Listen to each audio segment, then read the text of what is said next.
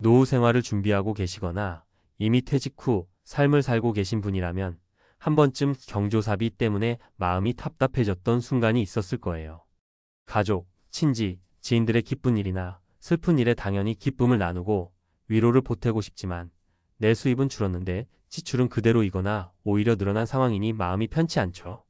나도 축하해주고 싶지만 이제는 내 생활비도 빠듯한 걸 하고 소리 내어 말하지도 못하고 주머니 사정만 헤아리는 모습을 곁에서 볼 때면 사람 일이라는 게 참 쉽지 않다는 생각이 들곤 합니다. 오늘은 이처럼 경조사비로 인해 흔들리는 은퇴자들의 일상 이야기를 나눠보려고 해요. 은퇴 준비 중이신 분이라면 미리 경조사비 지출에 대한 전략을 세울 수 있도록 도움을 드리고 이미 은퇴 후라면 조금 더 슬기롭게 대처할 수 있는 방법을 고민해보면 좋을 것 같습니다. 실제 사례 3가지와 함께 구체적으로 살펴보도록 해요. 오래된 인간관계가 늘 반가운 것은 아니더라. 제 친구 어머니신 김모 씨 68세의 이야기를 먼저 꺼내볼게요. 평소에 사람 잘 챙긴다 소리를 들으실 만큼 넉넉한 인심을 갖고 계셨어요. 동네 장례식장이며 결혼식장, 그리고 돌잔치까지 웬만한 경조사에는 모두 빠짐없이 참석하곤 하셨습니다. 은퇴 전에야 한 달마다 들어오는 급여가 있었으니 조금 부담돼도 아이고, 사람 정이 우선이지 하고 웃으며 넘어가셨죠. 그런데 퇴직 후가 문제였습니다. 일정한 수입 없이 연금으로만 생활하는 상황에서 예상치 못한 경조사가 몇 번 겹치기라도 하면 허리가 휘청하셨다고 해요. 게다가 예전에 잠깐 인연이 있었던 사람들까지도 어르신, 이번에 저희 아이 결혼합니다 하며 연락이 오는 바람에 차마 거절을 못하시고 결국은 또 비용을 지출하고 마는 거죠. 어떻게 보면 좋은 마음이 계속되는 거라 참 멋지지만 또 한편으로는 김모 씨 스스로도 내가 사람들한테 매번 베푸는 건 좋지만 이제 난 수입도 없으니 조금 자제해야 하는 거 아닐까? 하고 고민을 털어놓으셨습니다. 결국 조금 늦긴 했지만 꼭 가야 하는 자리와 간단히 마음만 전해도 되는 자리를 구분해서 현명하게 대처하기로 마음을 먹으셨죠. 이 가족과의 합의 없이는 깎아먹는 사람만 생긴다. 두 번째 사례는 은퇴 후 자녀와 함께 사는 이모 부부 이야기예요. 성씨 70세 부부라고 할게요. 흔히들 손주 돌잔치나 아이들 결혼식, 본인의 경사에 집중해야 할 시기지만 막상 현실은 자녀 세대의 경조사 소식도 꽤 자주 들려옵니다. 그리고 자녀와 같이 살면서 가게가 완전히 분리되지 않은 경우 이번에 삼촌 댁 결혼식 가야 하잖아. 우리 조카 아이 돌잔치인데 얼마쯤 내야 할까? 이런 고민이 온 가족 단위로 돌아다니죠. 더 복잡한 건 세대마다 생각하는 경조사비의 기준이 다르다는 거예요. 성씨 부부는 연세도 있으시고 옛날부터 어디 가면 최소 5만원, 가까운 지인이면 10만원 이처럼 전통적인 기준을 가지고 계셨어요. 반면 함께 사는 자녀 부부는 집도 지금 전세 대출 끼고 있는데 경조사비가 너무 커지면 우리의 생활비가 줄어드는 거 아닌가요? 하고 걱정이 많죠. 그래서 이 가정은 한바탕 갈등을 겪고 난 뒤에야 경조사비 상한선을 미리 정하기로 했습니다. 예를 들어 모든 경조사비를 우선 5만원 이하로 묻고 정말 가까운 혈육이나 친밀한 친구면 그때 가족들이 함께 논의한 뒤 결정하기로요. 이 과정을 거치고 나니 더는 경조사할 때마다 스트레스 받지 않고 마음 편히 생활비를 계획할 수 있게 됐다고 해요. 산무리에서 베풀고 한숨 지는 나날은 이제 그만. 마지막 사례는 실제로 큰 스트레스를 겪다가 건강까지 해치게 된 박모 씨 72세의 이야기입니다. 은퇴 후에 사교 활동을 지속하고 싶어서 퇴직 전 회사 사람들 모임이며 동호회 모임에 꼬박꼬박 참석하셨다고 해요. 그러다 보니 자연스럽게 경조사 소식도 끊임없이 들려왔습니다. 특히 동호회 멤버 중 누군가가 집들이를 한다거나 자녀가 대학에 합격했다거나 작게라도 개인 전시를 연다거나 온갖 모임들이 일상적으로 생기니 드리는 돈도 만만치 않더라는 겁니다. 처음엔 사회생활 계속해야지. 사람들과 교류해야 외롭지 않잖아. 하며 적극적이었지만 문제는 자기 체력과 재정 상황이 점점 감당이 안 된다는 거였어요. 모임 갔다 온 날 통장 잔액을 확인하며 깊게 한숨을 쉬고 다음 달엔 또 누가 뭐 한다고 하던데 어떡하지 하는 걱정에 밤잠을 설치게 된 거죠. 그러다 결국 그 스트레스가 심해져서 소화불량, 불면증까지 이어졌고 가족들이 아버지 이러다 큰일 나겠어요 하며 달래도 박모 씨는 아직은 괜찮아. 내가 어떤 사람인데 하고 버티셨다고 합니다.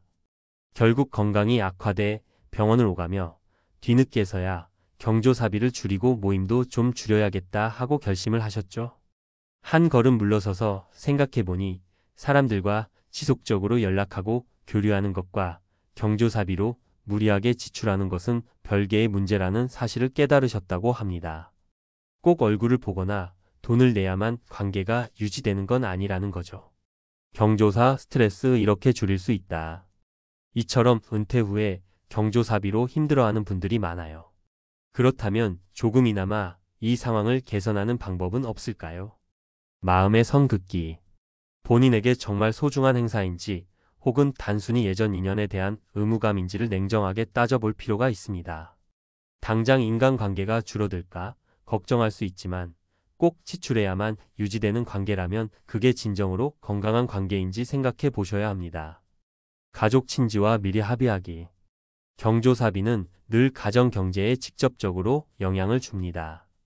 자녀가 있으시다면 혹은 배우자나 동거 가족이 있다면 사전에 경조사 지출 가이드라인을 정해두세요. 최대한 빠른 시점에 일정 금액을 책정하고 예외 상황에 대해서만 가족 회의를 통해 다시 결정하면 좋습니다. 연금 재테크와 연계의 예산 세우기. 은퇴 후 소득 구조가 한정적인 만큼 각자 상황에 맞는 재무 설계를 해야 합니다.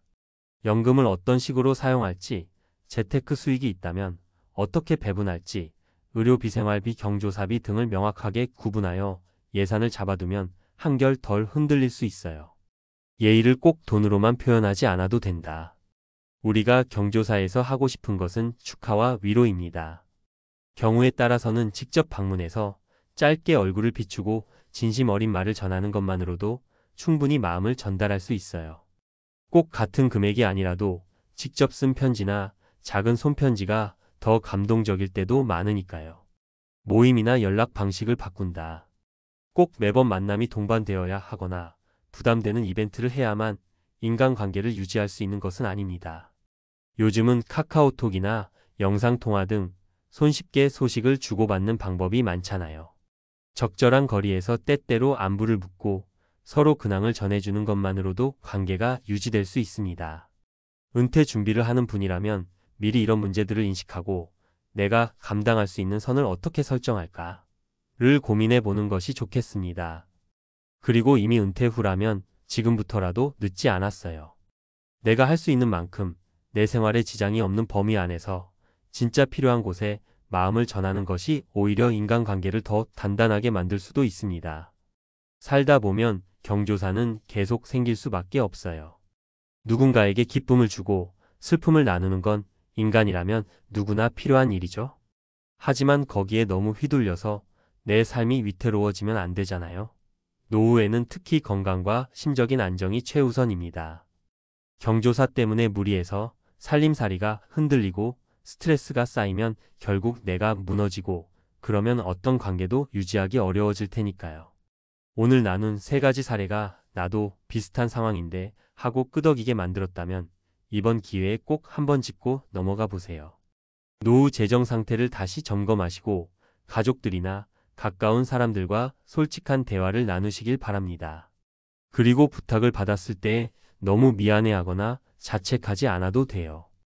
여러 상황 때문에 참여가 어려우면 정중하게 말씀드리고 진심 어린 응원을 전하는 것도 충분히 아름답고 의미 있는 태도입니다.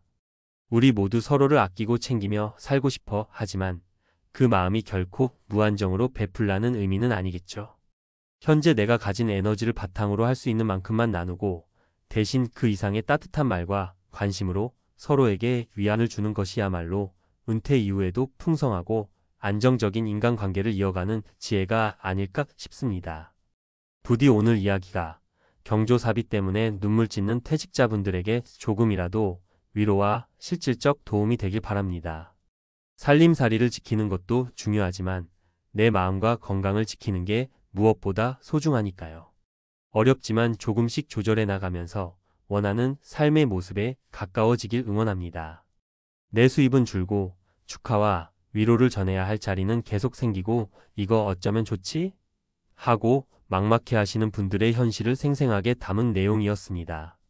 그런 만큼 오늘은 그 이야기에 이어서 좀 더 구체적이고 현실적인 방법들을 전문가 칼럼 형태로 풀어보려 합니다. 그래도 최대한 어렵지 않게 여러분과 수다 떨듯이 편안히 말씀드릴 테니 부담 없이 들어주시면 좋겠습니다. 1. 내가 모르는 새 지갑이 비어있네? 많은 분들이 은퇴 직후 가장 먼저 겪는 어려움 중 하나가 바로 내가 지금 돈을 어떻게 쓰고 있는지를 잘 모르겠다는 점이에요. 현역 시절에는 월급이 꼬박꼬박 들어오고 어쩌다 지출이 좀 많아져도 다음 달에 다시 채워졌잖아요. 그런데 이제는 그 보충이라는 게 쉽지 않아요. 연금도 매달 일정하게 들어오긴 하지만 액수가 예전 월급만큼 넉넉한 분은 드물거든요. 그래서 내가 평소에 습관처럼 베풀거나 경조사 때마다 별 생각 없이 챙겨주던 그 좋은 마음이 이제는 내 노후 생활비를 잠식할 수도 있다는 걸 먼저 인식해야 합니다. 사실 이런 경조사 문제 때문에 갈등이 생기거나 마음 고생하는 사례를 수없이 봐왔어요. 처음엔 에이, 이 정도쯤이야 싶다가도 몇 달만 지나면 통장 잔액은 쑥쑥 줄어있고 어디 가서 돈 빌릴 때도 마땅치 않으니 마른 침만 꿀꺽 삼키게 되는 거죠. 이 관계는 중요하지만 내 삶도 중요하다. 우리가 경조사비에 쩔쩔매는 이유를 가만히 들여다보면 결국 이러다 내 인간관계가 끊어지면 어쩌나 하는 두려움 때문인 경우가 많습니다. 예를 들어 오랫동안 알고 지낸 지인이 결혼한다면 당연히 축하하고 싶죠. 근데 문제는 한 번, 두 번 가던 모임이 점점 늘어나고 웬만큼 가까운 사이가 아니어도 연락이 오다 보니 너무 많이 불려다닌다고 느끼실 때가 있어요. 특히 은퇴 후에는 관계가 줄어드는 거 아닐까 하는 불안이 한층 커집니다. 이미 직장에서의 동료 관계가 정리된 상태라 남아있는 인간관계라도 잘 유지하고 싶은 마음이 들죠. 그런데 사실 생각해보면 진짜 소중한 관계라면 내가 조금 덜 챙겨줘도 혹은 상황상 참석을 못해도 쉽게 끊기진 않아요. 내 형편에 맞춰 진심 어린 축하나 위로를 건네면 충분히 이어질 수 있는 게 진짜 관계 아니겠어요. 3. 경조사비 문제 왜 미리 대비해야 할까? 제가 예전부터 꾸준히 강조해온 부분이 있습니다. 은퇴 준비라는 게 꼭 거창한 자산 운용이나 부동산 투자만 가리키는 건 아니다. 오히려 일상적인 소비 패턴을 미리 점검해서 은퇴 후에도 이 정도는 감당할 수 있겠다 싶은 수준을 정해둬야 해요. 그리고 거기에 예외 상황 돌잔치, 결혼식, 장례식 등이 얼마나 자주 생길지 대충 예상해보는 거죠. 그러다 보면 내가 연금이나 적금 이자만으로는 매달 생활비 쓰고 나면 여유 자금이 거의 안 남겠구나. 그렇다면 경조사비도 좀 더 구체적으로 계획해야겠다는 결론이 자연스럽게 나올 거예요. 이건 절대 인색함을 의미하지 않습니다. 우리가 무한정 돈이 있으면야 베풀고도 남죠. 문제는 그렇게 하다가 정작 내가 병원비가 필요하다든지 손주 학비를 조금 보태주고 싶을 때 주머니가 텅텅 비어있는 상황이 될 수 있다는 거예요. 4. 사례를 통해 본 현실적인 해법. 1. 반가운 사람, 안 반가운 사람 리스트 만들기. 가끔은 이렇게 말씀드리면 좀 극단적으로 들리실 수 있는데요. 사실 이 방법이 정말 효과적입니다. 은퇴 후엔 부득이하게 연락처가 정리되고 또 새롭게 생기는 인맥도 있을 텐데 내가 진짜 시간이 허락될 때 만나고 싶은 사람은 누구인지 어려워도 내가 꼭 챙기고 싶은 지인은 누구인지 먼저 적어보세요. 반면 솔직히 말해 오랜만에 연락이 왔는데 굳이 내가 크게 베풀 필요가 있을까 싶은 경우도 있잖아요. 그런 분들은 애초에 최소한의 경조사비만 건네거나 상황이 여의치 않으면 정중히 사양하는 것도 괜찮아요. 이건 차갑게 느껴질 수도 있지만 사정상 참석이 어렵지만 마음으로 응원합니다 라고 진심을 전하면 의외로 대다수의 사람들은 이해해 줍니다. 이 가족 회의가 답이다. 경조사라는 게 내일 같아도 알고 보면 온 가족의 일일 수 있습니다. 특히 자녀 세대와 함께 사시는 분들은 자녀가 생각하는 경조사비의 적정성과 내 머릿속의 옛날 기준이 다를 수 있어요. 예전에야 무슨 경사 하나 생기면 10만 원, 20만 원씩 주는 게 당연했을 수도 있지만 요즘은 경제 사정 자체가 전반적으로 빠듯하잖아요. 그러니 미리 가족끼리 대화를 나눠봅시다. 한 달 생활비가 얼마나 드는지, 그 안에서 경조사비로 쓸 수 있는 예산은 얼마가 적당한지를 합의해 두는 거예요. 그리고 정말 가까운 사이의 결혼식이거나 장례식이면 그때는 가족 특별회의를 열어서 금액을 조금 조정할 수 있게 한다든지 그런 식으로 룰을 정하는 거죠. 한번 이런 기준을 만들어 두면 매번 경조사 소식 들릴 때마다 갈등이 생기지 않으니 훨씬 편안해질 겁니다. 삶 좋은 게 좋은 거다는 함정. 끝으로 제가 직접 상담했던 분 중 박 어르신 사례를 다시 말씀드릴게요. 은퇴 후에도 회사 동료 모임, 동호회, 지역사회 활동 다 참여하시느라 바쁘셨어요.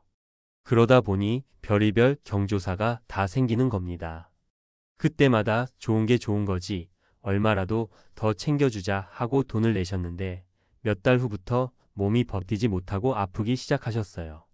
사람들 만나는 건 즐거운데 실제로 지출 부담도 크고 모임에 자주 나가다 보니 체력 소모도 심해지더라는 거죠. 결국 병원비가 더 들게 됐고 그나마 남아있던 노후 자금이 꽤 많이 줄었습니다. 그래서 박 어르신이 결국 결심하셨죠.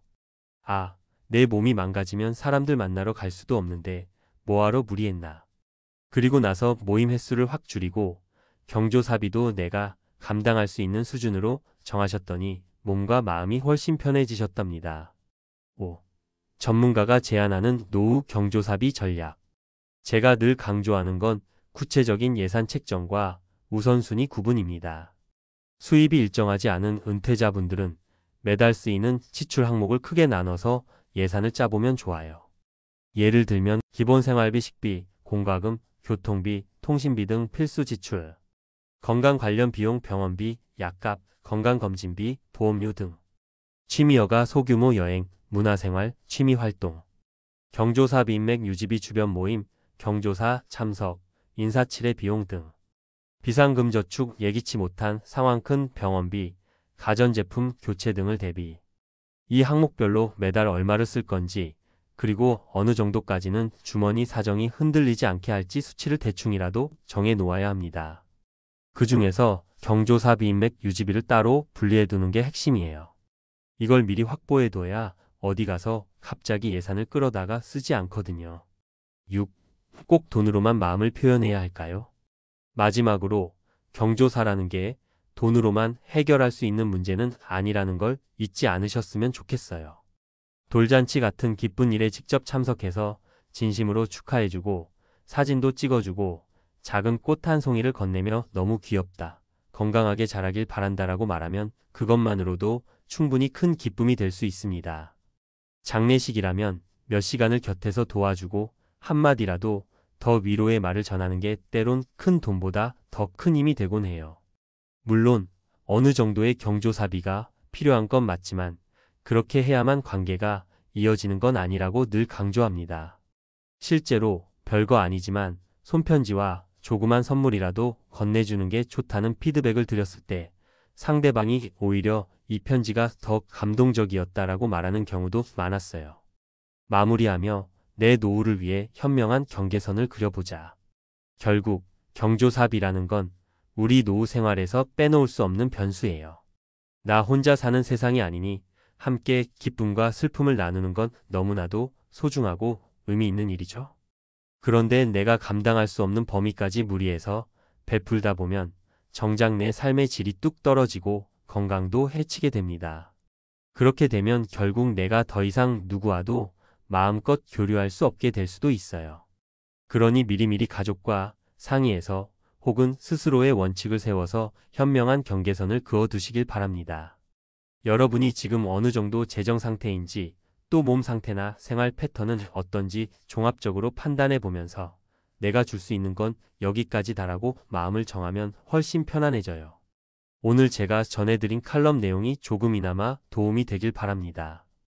혹시 아직도 그래도 남 눈치 때문에 혹은 미안해서 함부로 못 줄이겠다 하고 고민 중이시라면 전문가의 도움을 받아 재무 설계를 한번 제대로 해보는 것도 추천드려요. 숫자와 계획을 눈으로 직접 확인하면 마음이 훨씬 가벼워진답니다. 우리 모두 은퇴 이후에도 활기차고 풍족한 삶을 꿈꾸고 있잖아요. 그 꿈을 지키는 가장 쉬운 방법 중 하나가 내가 진짜 필요하고 할 수 있는 곳에 집중해서 마음을 전하는 것이라는 걸 꼭 기억해 주세요. 경조사비 적절히 쓰면 분명 따뜻한 연결고리가 되지만 무리하게 쓴다면 나를 옥죄는 사슬이 될 수 있습니다. 부디 현명한 선을 지키시면서 여러분만의 건강한 인간관계와 여유로운 노후를 만들어 가시길 응원하겠습니다. 고맙습니다.